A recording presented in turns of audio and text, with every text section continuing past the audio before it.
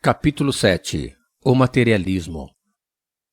Davi, nos dias atuais que a humanidade está vivendo, você nota que existe uma grande força do materialismo envolvendo grande parte da sociedade, utilizando do progresso tecnológico por meio dos grandes veículos de comunicação, incentivando a grande fúria do consumismo dos bens materiais, empobrecendo os fracos da inteligência raciocinada. Ismael, esse materialismo que ainda existe na Terra não foi constituído pela vontade do Altíssimo. Ele é o espelho da mente humana, tresloucada pela ambição e pelo egoísmo. O céu admite apenas que o mundo sofra as consequências de tão prejudiciais elementos, porque a prova é imprescindível, como chave bendita que descerra as portas da compreensão. Cada um, pois, medite na porção de responsabilidade que lhe toca e não impeça o trabalho que eleva para as alturas. Nos dias atuais, a luta, a cada momento, predomina sobre a face do mundo. Inúmeras causas a determinam, e Deus permite que ela seja intensificada em benefício de todos os seus filhos. Todas as hierarquias são obrigadas a grandes trabalhos, mormente as tarefas espirituais. Porquanto buscam com obstinação a solução da crise generalizada em todos os países, ponderando a grande soma dos males atuais. Davi, aqueles que desanimam da luta do dia a dia ficam estagnados diante do progresso da vida humana. Ismael, há quem despreze a luta mergulhando em nociva apatia ante as batalhas que se travam no seio de todas as sociedades humanas. A insensibilidade anula na alma suas probabilidades de progresso e degenera os germes de produção, constituindo um dos piores estados psíquicos porque, roubando a personalidade, o entusiasmo do ideal pela vida a obriga ao estacionamento e à esterilidade danosa em todos os aspectos da sua caminhada evolutiva. Até então inacessível às pugnas do progresso, sente em si a necessidade de experiências que lhe facultarão o meio de alcançar as perfeições evolutivas. Atira-se aí à luta com devoção e coragem. Vezes inúmeras falham em seus bons intentos. Mas é nesse turbilhão de incessantes batalhas que ela evolui para a perfeição infinita, desenvolvendo suas possibilidades, aperfeiçoando seus poderes, enobrecendo-se enfim. Davi, onde está a maior dificuldade do espírito? Na sua chegada ao mundo espiritual ou no seu retorno ao mundo físico? O que é mais doloroso, a chegada ou a partida? Ismael, tudo é difícil. Os planos do universo são infinitos para os desencarnados da nossa esfera. Somente sabemos que todos, indistintamente, temos germes de santidade e de virtudes que podemos desenvolver no futuro. Uma vez que os planos da evolução se individualizam por sua pluralidade dentro do infinito, aqui reconhecemos quão nobre é a lei de liberdade das consciências, e dessa emancipação decorre a necessidade da luta e do aprendizado. A ciência, a arte, a cultura, a virtude e a inteligência não estabelecem patrimônios ocasionais do homem, conforme podeis observar. Idênticos atributos só se revelam na Terra nos mecanismos dos gênios, os quais representam o resumo extraordinário dos esforços individuais em existências numerosas de sacrifício, abnegação e trabalho constante.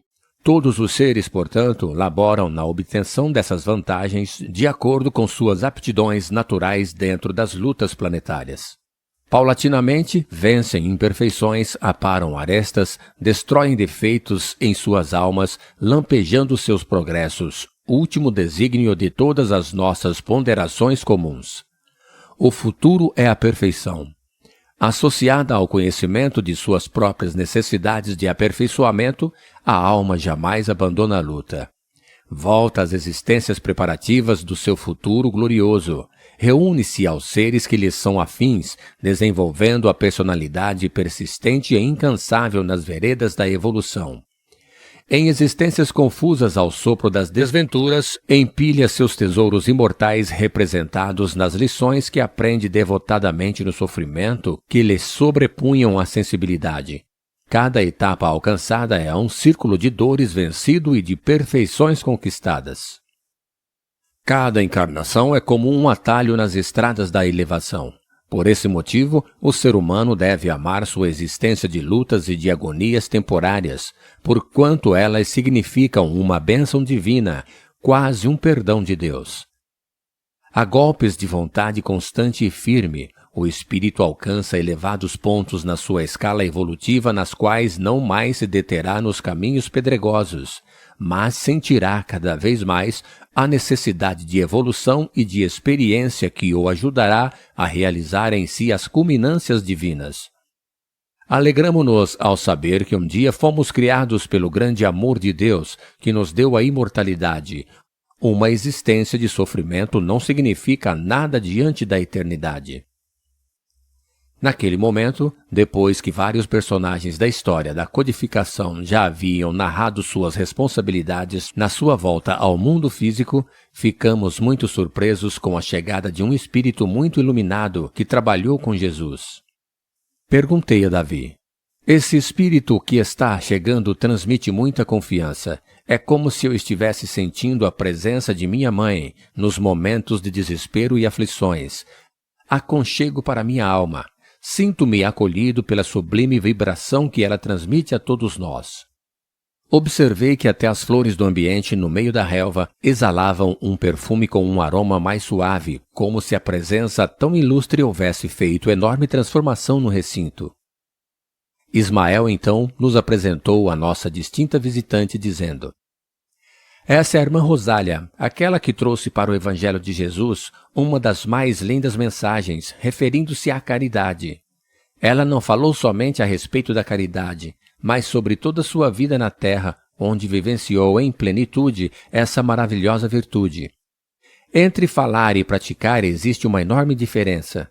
Quando falamos, não deixamos marcas, mas quando praticamos, as marcas são tão profundas que até mesmo de longe é possível perceber que os valores adquiridos por meio da ação do bem marcam o ser espiritual para sempre, transformando-o em pontos de luz.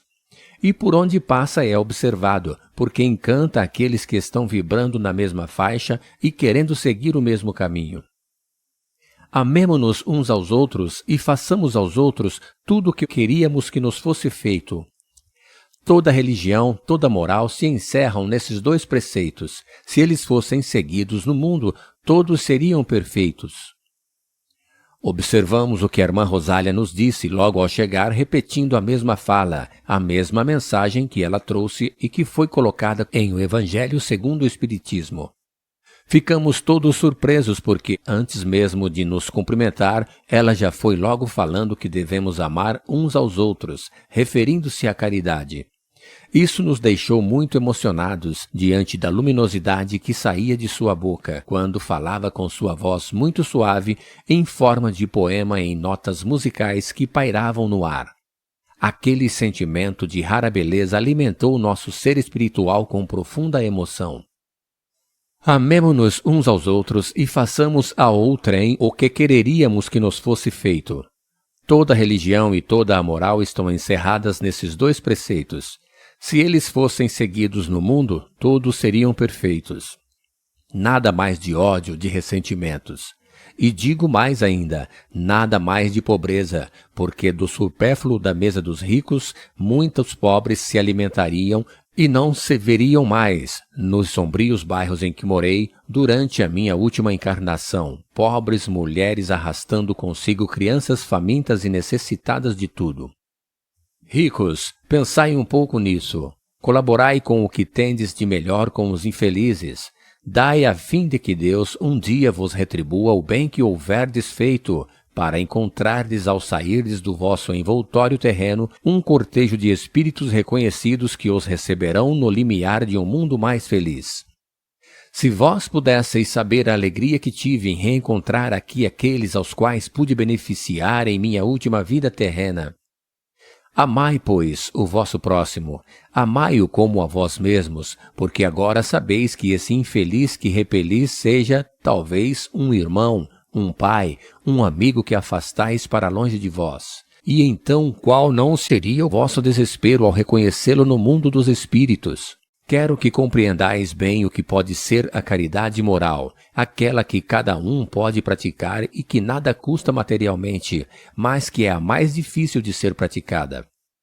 A caridade moral é a de vos suportardes uns aos outros, e que é o que menos fazeis nesse mundo inferior em que estáis agora encarnados. Crede-me, há um grande mérito em saber se calar para deixar um mais tolo falar, o que é também uma forma de caridade. Saber fazer-se de surdo quando uma palavra de zombaria escapa de uma boca acostumada a escarnecer. Ignorar o sorriso de desprezo com o que a vossa entrada é acolhida entre pessoas que, frequentemente e erradamente, creem ser superiores a vós, quando na vida espírita, a única verdadeira, elas podem estar bem distantes disso. Eis um merecimento que não é de humildade, mas de caridade, uma vez que não se incomodar com os erros de outra pessoa é caridade moral. Porém, essa caridade não deve impedir que se pratique a outra. De modo especial, tomai o cuidado de não desprezar o vosso semelhante. Lembro-vos de tudo o que vos tenho dito. É necessário lembrar incessantemente que, no pobre rejeitado, talvez possais estar repelindo um espírito que vos foi caro e que momentaneamente se encontra em situação inferior à vossa. Eu reencontrei um dos pobres de vosso mundo que pude, felizmente, beneficiar algumas vezes e ao qual, por minha vez, cabe-me agora pedir. Recordai-vos de que Jesus disse que somos todos irmãos. Pensai sempre nisso antes de repelirdes o leproso ou o mendigo. Adeus. Pensai naqueles que sofrem e orai. Irmã Rosália, Paris, 1860. Nessa nova tarefa no retorno à vida física, a caridade material já não será tão necessária quanto a espiritual. Situação em que todos nós temos de nos desprender do egoísmo e trabalhar divulgando as virtudes da paciência, da tolerância e do perdão. Encontraremos um mundo melhor com o desenvolvimento do progresso e então não haverá tanta miséria quanto a que eu vivenciei em minha última encarnação. Mas, passados quase 200 anos, o progresso agora com o desenvolvimento tecnológico, a necessidade da pobreza, o sofrimento de passar pela miséria total, faltando até o indispensável para a sobrevivência, ainda está sendo vivenciado em algumas partes do mundo. Onde vamos encarnar para executar nossa tarefa, não encontraremos países vivendo nessa miséria. Mas, por outro lado, uma grande miséria humana está nos aguardando. A miséria moral que está sendo desprezada por muitas famílias. Nos países de primeiro mundo, a fome não existe mais, mas o egoísmo é cada vez maior e a fraternidade está paralisada. Teremos que lutar exemplificando cada gesto para que todos possam ser compreendidos, valorizando a fraternidade, o amor, o respeito diante dos doentes da alma que estão nos aguardando. Criaremos instituições de educação da moralidade. Uma parte de amigos queridos terá outro papel, que é cuidar da humanidade que está enferma na Terra, necessitando de amparo. Espíritos abnegados descerão à Terra numa nova encarnação para trabalhar em instituições já existentes, no combate aos vícios. A maior calamidade que a humanidade está enfrentando é a das drogas lícitas, que são as drogas não proibidas. Os espíritos desses homens estão completamente cegos por falta do alimento principal, que é o alimento da alma, que dá sustentação à vida em todo e qualquer nível de evolução. É impossível alguém se manter vivo somente com a alimentação, sem tomar água. A água tem o grande potencial de manter a lubrificação de todos os órgãos que mantêm o corpo na vida orgânica. Teremos o importante papel de combater uma nova geração de espíritos encarnados dependentes dessas drogas para sua sobrevivência. Uma sobrevivência que será interrompida pelo uso desses entorpecentes e pelo desequilíbrio total na área material, atraídos pelo sexo desequilibrado e o egoísmo latente na cobiça de coisas fúteis. Eles se esquecem que a verdadeira felicidade é sentida quando o espírito consegue atingir a compreensão dos valores espirituais, que são eternos e imutáveis. As coisas materiais que são transformadas em matérias modificadas nos dão a felicidade momentânea, mas não a sustentação para a vida e o bem-estar do espírito, que é o nosso maior ideal. Vamos trabalhar na educação dos espíritos, mostrando à humanidade que não somos apenas corpos inteligentes, mas sim a inteligência que está em corpos. Terminada a fala de nossa iluminada benfeitora irmã Rosália, Davi, olhando para todos nós, disse: Meus amigos, se eu pudesse, me candidataria a encarnar nessa equipe de irmã Rosália, mas sei que não estou preparado para assumir uma missão de tamanho devotamento. Naquele momento, senti um forte impacto. Davi, você está há muito tempo nas dimensões espirituais. Muitos trabalhos já foram realizados em socorro aos espíritos necessitados na região da crosta terrestre. Muitas cidades já foram esvaziadas e destruídas por equipes das quais você participou sob sua direção. Muitos anos aqui no mundo espiritual, trabalhando em favor da paz. Eu mesmo posso dizer que, para mim, você é o modelo, um grande instrutor que me ensinou a renunciar em favor do próximo. Sim, Ismael, você tem toda a razão, mas trabalhar nas dimensões espirituais é trabalhar conscientemente, sabendo o que estamos fazendo. Mas nos esquecemos de uma coisa muito importante e agravante para aquele que ainda está vivendo do outro lado da vida. A reencarnação para qualquer espírito ainda é uma grande prova ao passar pelos laços físicos e consanguíneos. Entrar numa família é como se adentrássemos em uma casa escura, sem saber o que tem lá dentro. Não sei se minha luz será suficiente para iluminar o ambiente. Somente vivendo no corpo físico é que saberemos se estamos preparados para acertar ou não. É o esquecimento do passado que cega o espírito. Por mais que as oportunidades venham, também existem as influências dos recursos tecnológicos que a Terra, hoje, disponibiliza ao homem para influenciá-lo por intermédio dos veículos de comunicação. Ninguém está sozinho na Terra. Estamos sendo observados o tempo todo. As influências de antigamente, antes de o progresso chegar, eram muito corriqueiras. Hoje é uma grande potência que vive bombardeando a mente dos encarnados com sugestões de toda a ordem, seja no campo do amor, da dor ou no campo visual, por meio dos veículos de comunicação. A mídia nos leva ao comodismo, porque o sensacionalismo na Terra ainda é muito grande. As boas notícias são pouco divulgadas. Ouvindo tudo o que Davi dizia, comecei a analisar e a pensar. Nesse momento tive uma visão da terra como se fosse uma enorme plantação sendo atacada por formigas e gafanhotos. No momento em que as sementes que haviam germinado começavam a aparecer, chegava uma formiguinha e cortava a pontinha daquela folha ainda tão pequenina. Comecei a observar fazendo uma análise crítica em relação ao campo semeado. O campo representaria o amor.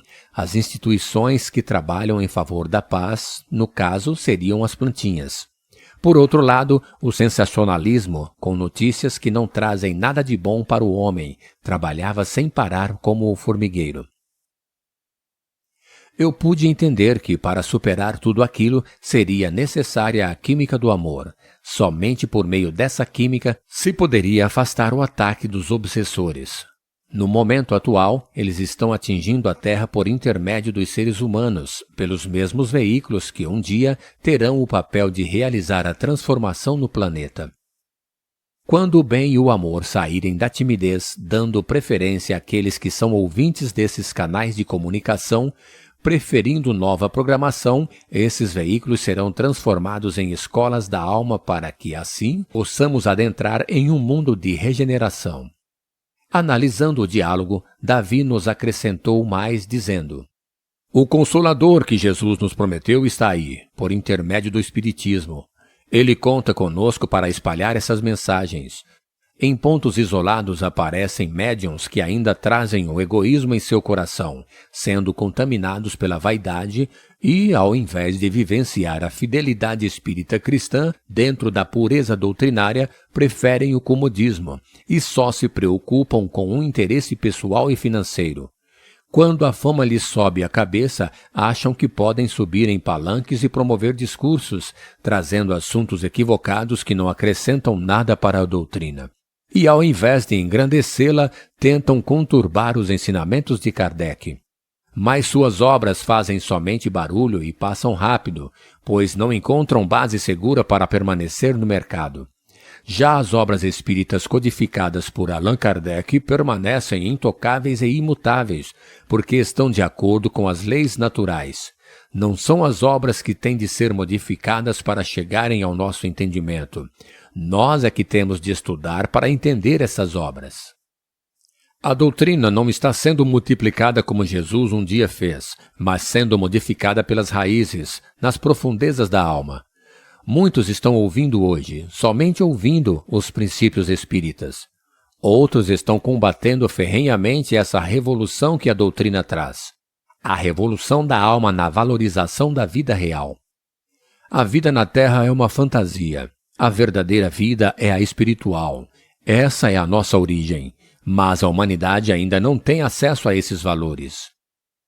A evolução do progresso no desenvolvimento dessas religiões abrirá as portas com novos conceitos religiosos e cairão por terra todos os dogmas. Mas isso não acontecerá de uma hora para outra. Faz 2000 anos que Jesus esteve na Terra anunciando a saída do mundo primitivo para o mundo de provas e expiações.